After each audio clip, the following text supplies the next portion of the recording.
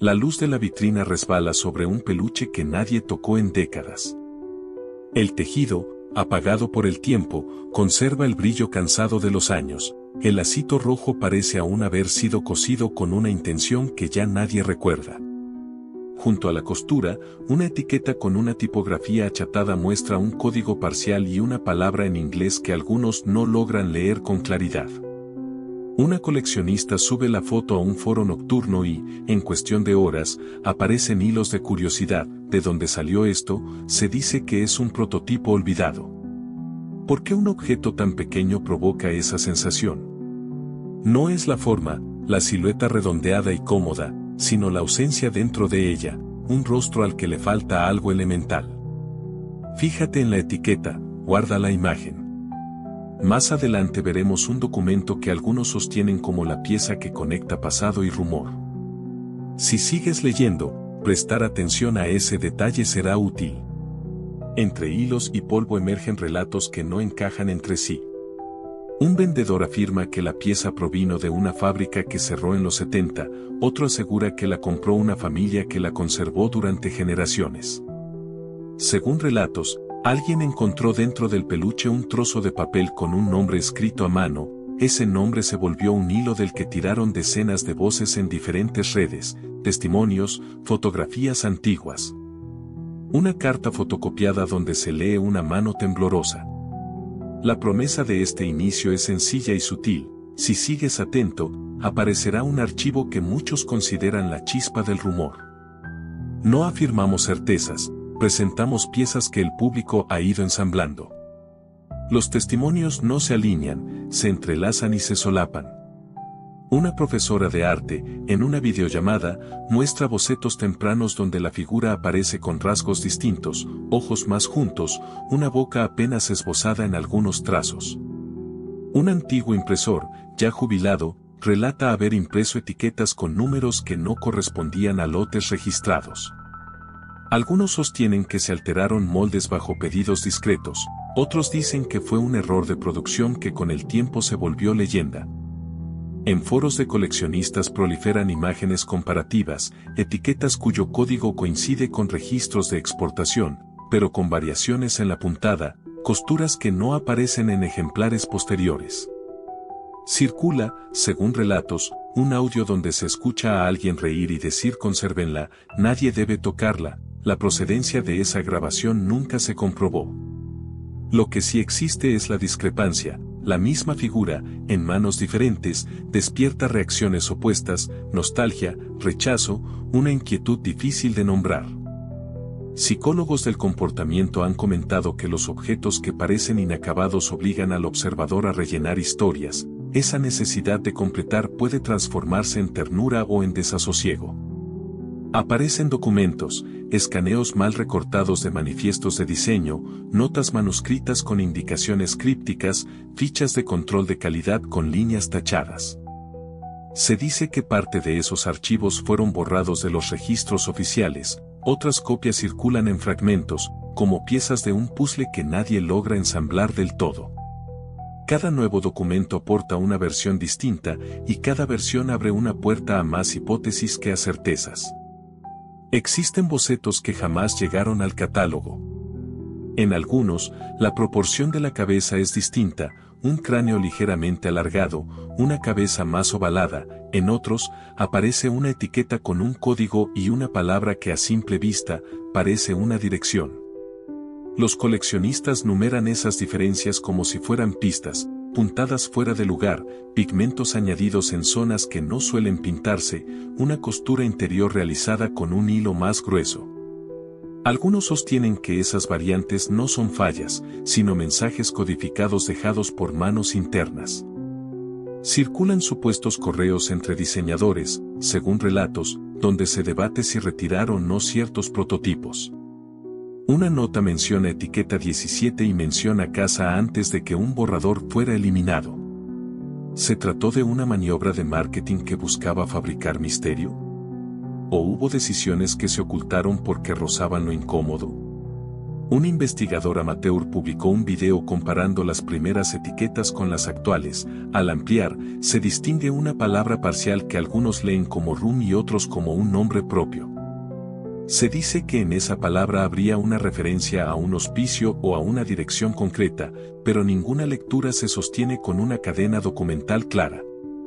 Lo que sí ocurre es una constante, la gente vuelve a mirar lo que antes parecía inofensivo, y en esa mirada colectiva algo cambia. Culturalmente, el fenómeno trasciende el objeto.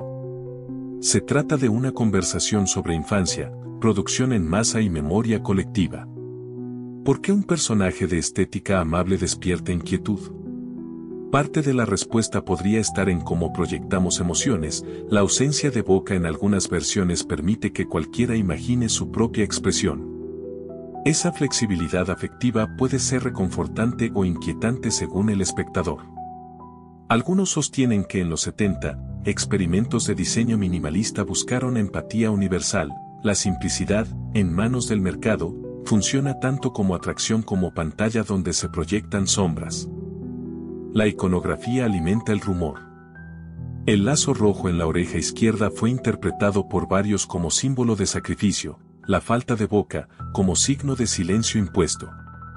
Diseñadores y artistas defendieron la decisión, explicaron que esa ausencia permitía a cualquier persona proyectar emociones en el personaje.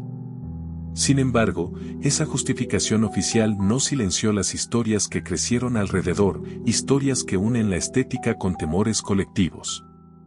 Antropólogos culturales han señalado que los objetos que pasan de generación en generación acumulan capas de sentido, lo que para un grupo es consuelo, para otro es vestigio de una época complicada.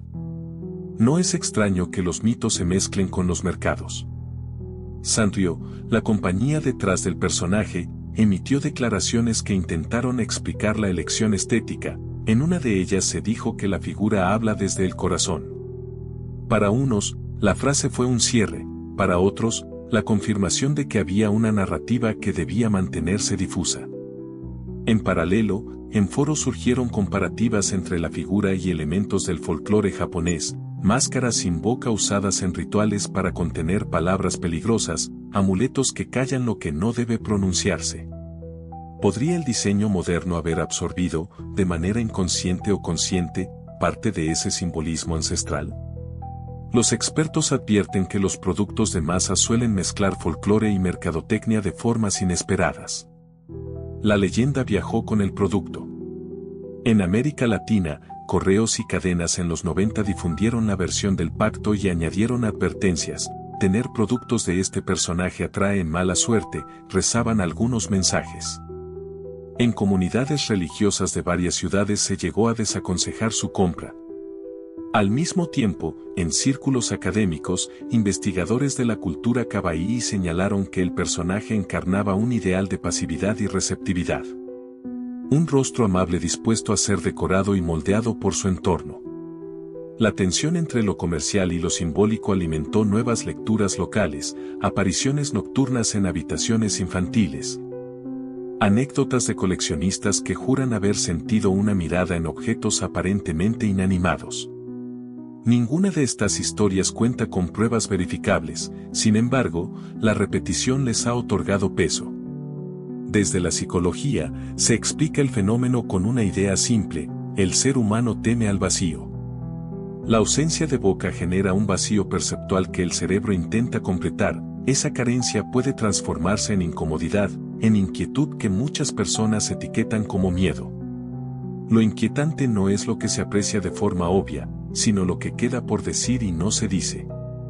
En ese silencio, el público proyecta historias que antes no existían, y en esa proyección reside gran parte del poder del mito.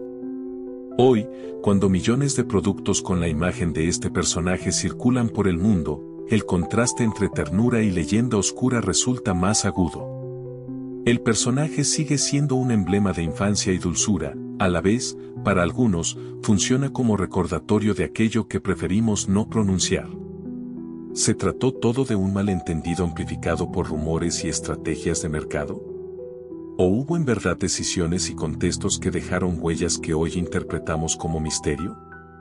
Probablemente la verdad se encuentre en la intersección entre industria, cultura y memoria colectiva. Lo que queda es una pregunta abierta: ¿qué calla este personaje? Quizá nunca tengamos una respuesta concluyente, y tal vez esa indeterminación es precisamente lo que convierte al personaje en un espejo donde cada generación proyecta sus miedos y sus nostalgias. Si esta historia logró despertar tu curiosidad, compártela con alguien que aún cree que lo cotidiano es siempre inocente. Suscríbete y acompáñanos, porque en este canal seguimos desentrañando los enigmas y personajes más misteriosos y fascinantes del mundo. Cada semana encontrarás nuevas piezas de un rompecabezas que pocos se atreven a mirar de frente. ¿Te atreves a descubrirlas?